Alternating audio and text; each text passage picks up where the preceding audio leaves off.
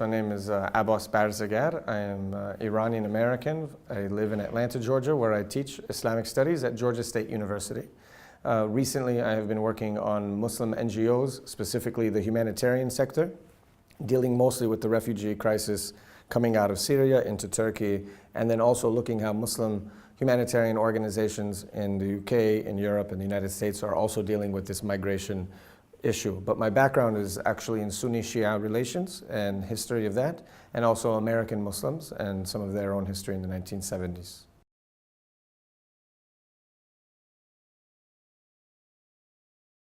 Yeah, okay, I actually edited a book from Stanford University called Islamism, What is Political Islam? And so at that time, we were arguing whether or not Islamism is actually a good word to use to describe what's happening. Most of the participants in this debate that we published agreed that the word Islamism or political Islam doesn't give us any justice to what is happening in the region, and it actually stops us from thinking in certain ways.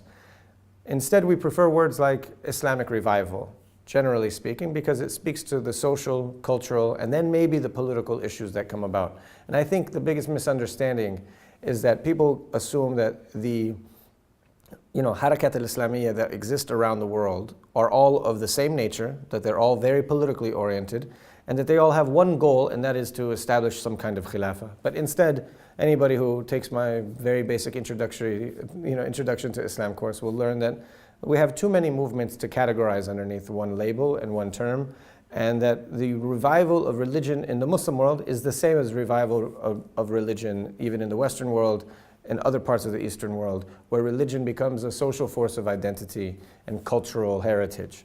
And that from this, we find many different kinds of movements. And so I think we have to begin by assuming that, this is a complex area, just like it is all around the world, but ultimately it's a question about religion in the modern world, not one about Islamic ideology per se.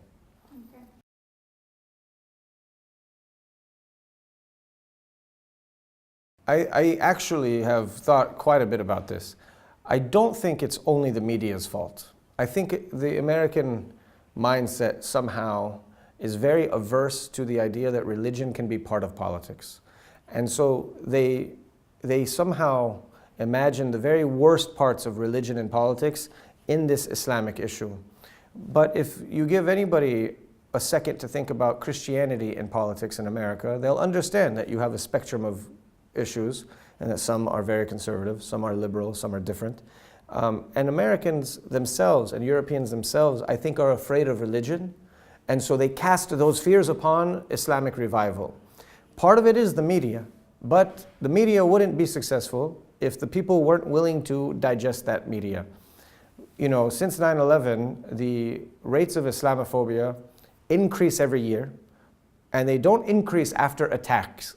Anytime there's an attack or there's some kind of terrorist action, that's not when we take surveys and we find out that people have anti-Muslim attitudes. Actually, people have anti-Muslim attitudes around the election cycles, which brings us to the real source of the problem, is that the media is not the cause, but it's actually politics that are creating a certain narrative, instilling fear upon people, and making those people think in a certain way so that they're ready to take anything that the media wants to give to them. So the media will create narratives that the people will consume. They're cooks, and so they're ready to serve a dish. And until we really understand where they're coming from, we have to make sure that we have to make sure that we're attacking the problem the right way. I don't think it's just the media. I think it's 2 or 3 different parts that are very hard to manage.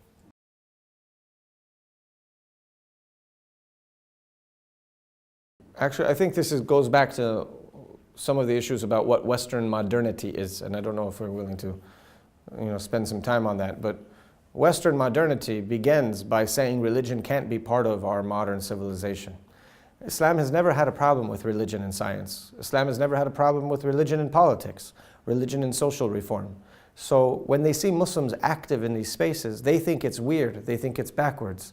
Muslims have never had a problem in a civilizational sense of understanding that this religion and this deen is going to affect all parts of our life. So even in the most secular societies in the Muslim world, we still recognize a place for Islam in what we call the public sphere.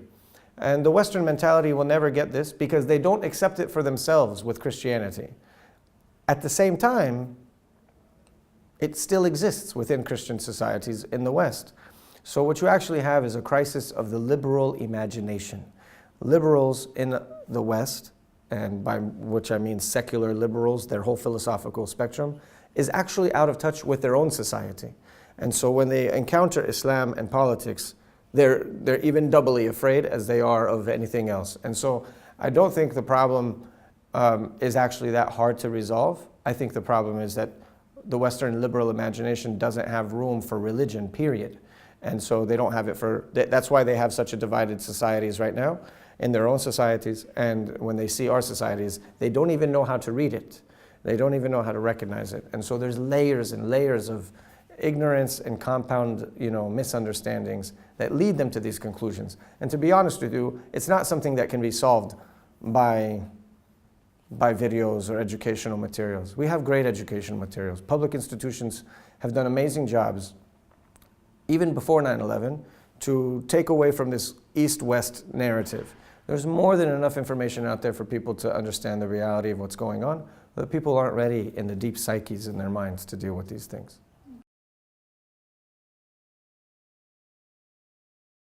And so, I just spoke upstairs about how certain concepts of secularism and pluralism, the concepts themselves are not applicable to our world. Not because everything that we do is religious, but those concepts were born in a particular European set. And so we saw the disastrous results of people coming and imposing those ideas politically on these parts of the world. How is it possible that in a city like Istanbul, I was walking with my father yesterday, and the azan came on. And I told him, this is new. For most of the 20th century, they didn't play the azan out loud. How is this even possible? No Catholic in Italy would ever imagine them shutting down all the churches, or closing the churches, or not allowing them to do services. The West itself would never accept that kind of secularism on itself. Not even in France did they go as far as some of the leaders in our part of the world did. And so it's our job to be patient with the generations of change that is imposed. And it's not the case that we can actually, just undo it or switch off and switch on. Because now we have 2, 3, 4 generations of people that were raised in this mentality. So we have to be very careful about the divisions within Eastern societies as well.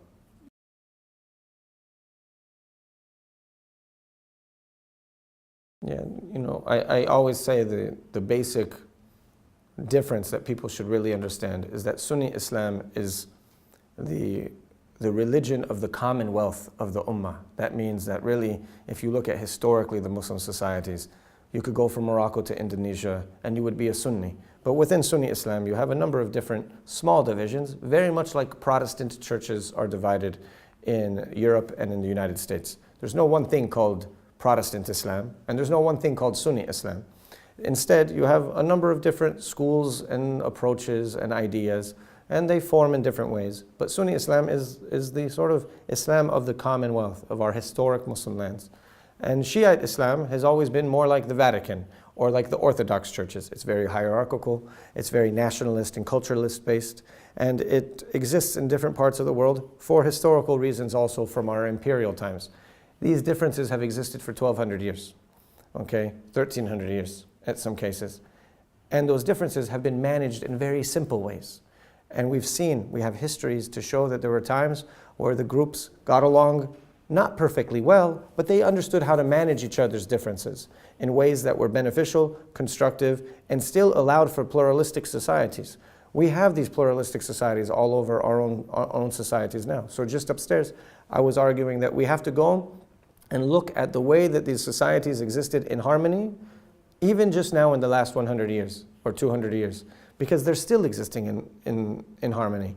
But you can't go to Iraq and say that after a Western model country was imposed, after World War I, and a king was implanted, and then a foreign ideology was imposed, and then a minority was ruling over a majority, and then a dictator was killing people. You cannot take that away, destroy the country, walk away, you see conflict, and then blame it on sectarianism. No, we have a lot of other things to deal with here. So the conflicts that we see today are informed by sectarianism, but they're not the core of the reason. If that was the case, they would have killed each other 1,000 years ago. Why are they still around? So we have to really understand that the problems we have today are the result of about 150 years of imperial geopolitical history. We have to accept that in order to really assess the situation. Yeah, for example, the Ottoman and Safavid détente, if you will. They understood at a certain point that the Ottomans and the Safavids were never going to completely beat one another. And so instead, in Iraq, for example, they had a kind of a sectarian détente where in the same city, in the same neighborhoods, some people were Sunni, some people were Shia. And they managed those differences the same way Akbar the Great did in the Mughal Empire. And they allowed self-rule, communal rule. And the way that they did this was based off of the same way the different legal schools in Sunni Islam were dealt with. Some people followed this Sunni rule, some people followed that Sunni rule. And so it became a matter of how communities govern themselves.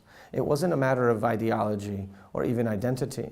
If you were a Shia, you followed these inheritance rules and you practiced these holidays and you did things this certain way. If you were a Hanafi and you're a Maliki, you may have prayed one way over another. It's only in the age of ideology, 20th century, that Muslims have felt that they have to impose a singular ideology across the board. So even today, in your country, in Morocco, I visited, in some of the mosques, the mosque is built a certain direction, and somebody decided somewhere that the Qibla is actually a little different way. Yeah, okay? Yeah, in the Qarawin, I went there. So why is it that we impose that change? Because somehow we weren't confident that what we had was enough. Okay, this historic, beautiful masjid, and all of a sudden, an ideological difference made our Qibla change. Okay, we fell prone to understanding ideology in a Western modern way instead of understanding the pluralism that we had amongst ourselves, which was ikhtilaf ummati rahma, which is the difference of opinion within my ummah is a mercy. This is a weak hadith, but this is a saying of the ulama to show the mercy in our differences. And it was a beautiful thing that we could have this sort of difference and acknowledgement of each other's identity, and we didn't have to argue about it. Unfortunately, most of that is lost, but I still think that there's pockets of that in places you would never suspect, even in places that seem like they're war zones of sectarianism. In Lebanon, in Kuwait, even in Iraq, you find pockets of people working together across these sectarian lines. It's our job to go find them, it's our job to study them, and not just think about the negative, but look at the positive that actually exists.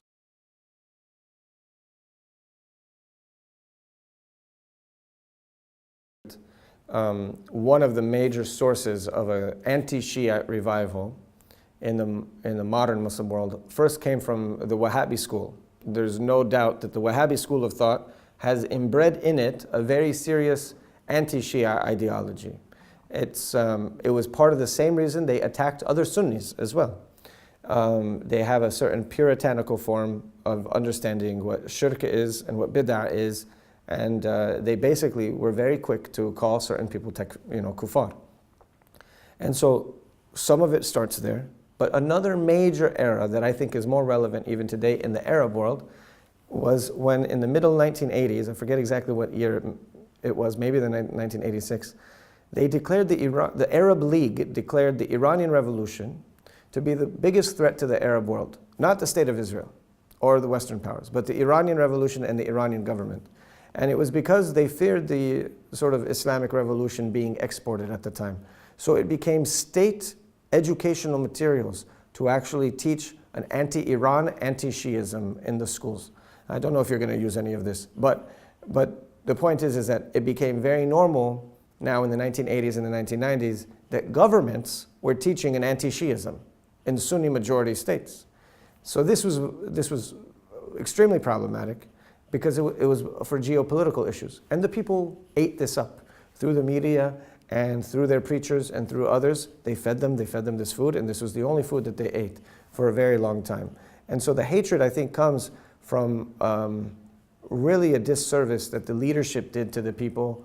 They understand that the people don't know these things. This is a sensitive issue, but the leaders use sectarian differences as a political tool of manipulation. And so this created this feeling. In the same way, in Iran, there is a certain anti-Sunni sentiment that is very anti-Wahhabi, very anti-Salafi, and the government feeds it to the people, and they start believing things. So I go from my family, I'm married to a Sunni woman, okay, my family is Shia from Iran, and in America we say that we're Sushi, Sunni or Shia.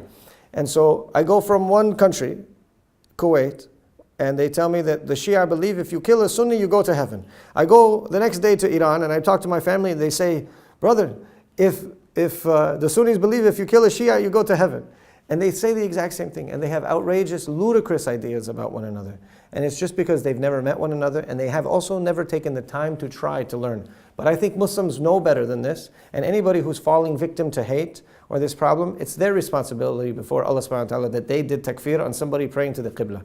Okay? So at the end of the day, you know, you can pay me millions of dollars, you can starve me, but I'll never shoot my brother. Okay, and I'll never have ill will towards my brother. So if we're going to have this hatred, it's really our own moral failing. It has no place in the heart of any Muslim for us to hate anybody. For us to hate anybody, not even the worst people out there, we shouldn't hate. Hate has no part in this deen and no part, you know, in the message of Islam at all, in the examples of our prophets, and the examples of our awliya, and no place does hatred have it. So if we have hatred against our own people that we're praying in a saf with, when you go on Hajj, you're going to kill this person. What are you doing? So this is our own responsibility at the end of the day.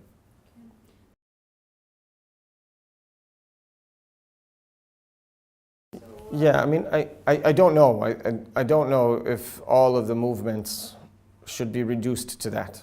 For example, I think there's many movements that want to influence politics through democratic means towards a more conservative space. And to have, for example, in this country, in Turkey, the model of laïcité, which is a very hardline secularism, a very anti-Islamic secularism, has slowly shifted over the last 15 to 20 years to an American-style secularism, where there's space for Islam in the public sphere. And I don't think anybody out of the thinkers, the intellectuals, and the politicians themselves, even in a place like Turkey, would ever argue that we want to Islamicize the entire state, that they want to make the state a khilafah. And so I think Turkey is a good example of how you can integrate a cultural and social religious identity and influence the way society works so that we don't have discrimination against religion, and we can have an equal space here. And I think that that is a model that is much different than, let's say, some of the ideological movements from the 40s, 50s, and 60s that really were revolutionary in nature and did seek to control the military, control the state, overthrow the state. And if you look at their ideologies, if you look at their methods and you look very closely at the writings that they write, you know, if you get milestones, Sayyid Qutb's book, you know, Ma'alim fi Tariq, if you look at that book and you read it against some of the Communist Manifesto, not the Communist Manifesto, but some of Lenin's writings, for example, the idea of a vanguard, the idea of this sort of, this type of movement, this all-encompassing idea, this is a very Marxist idea. And so even though it has Islamic words on it, if you look at the bones, it's a 20th century modern ideology.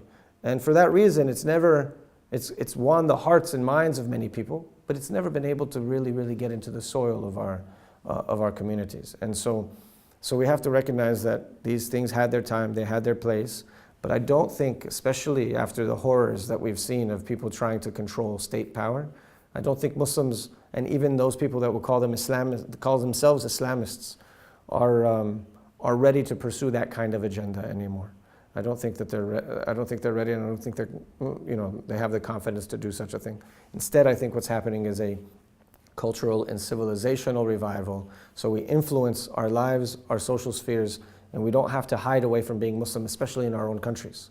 And we can defend the rights of our ummah in many different ways without having to impose Sharia or create some kind of khilafah system. You know, I don't think we have to. I don't think anybody wants to anymore. And I don't think that the landscape of ideological movements out there even really argues that anymore. I think that instead we're looking for I think we, meaning kind of intellectuals that are invested in this kind of normative Islamic project, are looking for a viable political space, social space that allows us to be Muslim, that allows us not to shy away from being Muslim, can use the mechanisms of the modern state to allow our religion and culture and civilizational heritage to flourish. But I think I can achieve all of those goals, for example, without ever having to destroy the entire apparatus of the modern state, or change the Constitution, or even change laws. I think that we can make small spaces in our public institutions and we can achieve those goals. And for me, it's a much more favorable way to pursue that agenda than anything else. Of course, if there's a situation where something is counter against the religion 100%, or it's stopping people from practicing their religion, we have, 1,000 years of legislation and fiqh and ethics to guide us through these questions. But we have to be prudent and pragmatic. We can't surrender our rights at the same time, but we don't really need to get that aggressive.